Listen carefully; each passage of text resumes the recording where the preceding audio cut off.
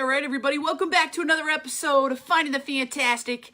I'm your host, Colleen, the one doing this thing, trying to find something fantastic in between a hustle of surviving life and achieving it. Here to motivate and inspire and just basically help you to realize that you are not alone going through what you're going through. Yeah, that's what's important, you know? And today, I'm talking about left brain, right brain, okay? So I have learning disabilities. It literally has taken me 25 years to admit to public people, to other people outside my family, that I have learning disabilities. And being somebody with severe learning disabilities has been quite a ride, let me tell you what.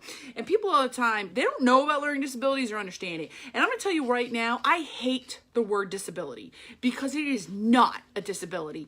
And it probably took me 28 years to admit it wasn't even a disability.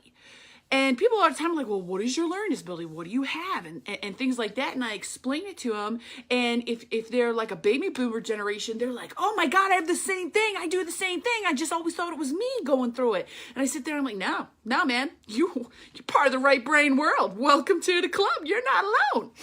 Anyways, people are like, what's it like having learning disabilities? And if I can get outside the fact that, you know, it's hard for a second, I'm going to describe to you what it's like having learning disabilities in a world where it's left brain focused and they educate and teach left brain focused and people don't understand it. So being someone growing up with learning disabilities, I always felt dumb. God bless my mom, my pop, my grandma, my grandpa. They're always like, you're not dumb, Colin, you're special, you are amazing, you're a genius, you think of things so differently. But I'm sorry, I never believed it. Why? Because I had to learn a certain way and it didn't work. I didn't get it. I just couldn't get it. It didn't matter how hard I worked because I was the chick staying up late trying to do the work to get it done. Didn't matter. So I always felt stupid. I never felt like I belonged like the other kids. Never felt like I belonged. And I didn't realize there were other people outside of me and my brother who had learning disabilities. Didn't realize that. Didn't feel like I belonged because I couldn't understand simple things. Couldn't spell. Forget playing hangman in school. That was a joke. Because hangman, you got to spell, and one of my learning disabilities is auditory processing, which makes it hard for me to spell. Anyways, another is itchy. You feel really itchy. I don't know how to describe it, but whenever I would have to really like learn to like do things with my left brain, I touch my face, scratch. I get itchy because I'm literally forcing myself to think a different way. So I get really, really itchy. You know, there's lots of stuff that being somebody with learning disabilities that we struggle with. Anxiety, oh my God, for that one moment when someone asks you to do something and you know you're going to royally screw it up because you think a different way. And I always thought of all this as just terrible things that somebody with learning disabilities had.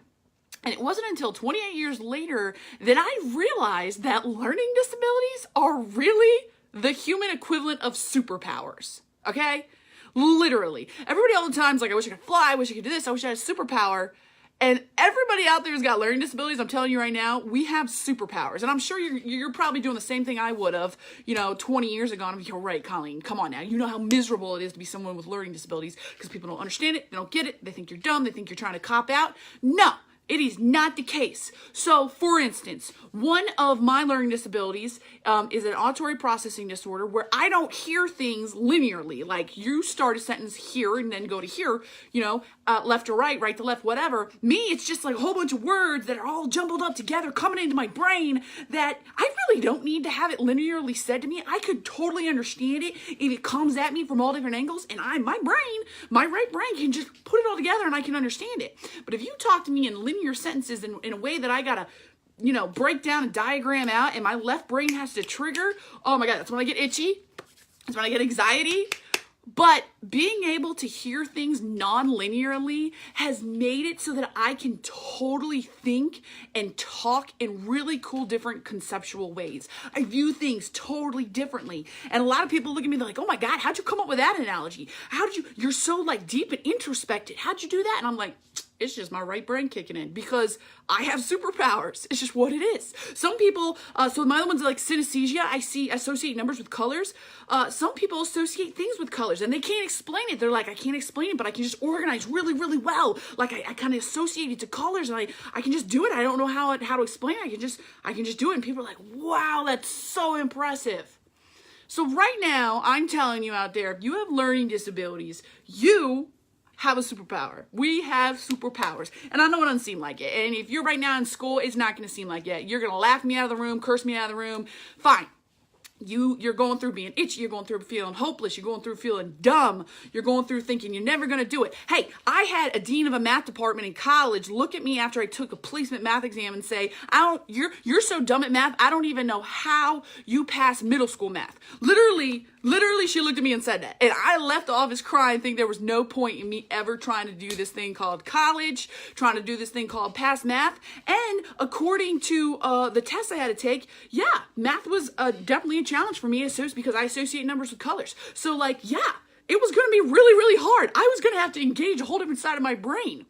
But because I can associate numbers with colors, I can do a whole lot of really cool things that people don't understand or get, but I can do it because it's my superpower.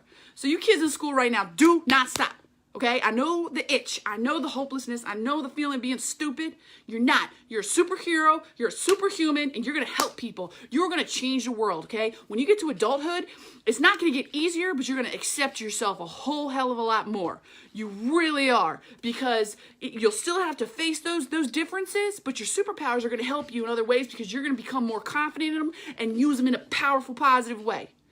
Anyways, so that's what I had to say. I'm going to talk more about learning disabilities down the road in our superpowers. But for now, if you have somebody with learning disabilities, share this podcast with them. Share this video with them because I want them to know that they are awesome, okay? They're not dumb at all. They got superpowers and it's pretty amazing. Yeah, that's about all we got. So hope you tune in to the next Fun